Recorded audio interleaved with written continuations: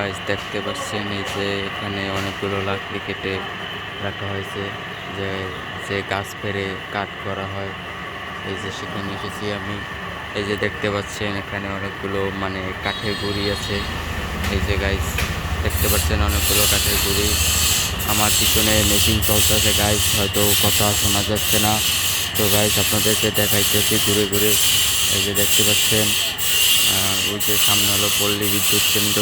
এই যে এখানে এই যে লাকড়ি এগুলো থেকে জ্বালানি তৈরি হয়। ওই যে হলো কাঠের গুঁড়ি, এগুলো থেকে অনেক কিছু তৈরি হয়। ঠিক আছে গাইস, যে দেখতে পাচ্ছেন।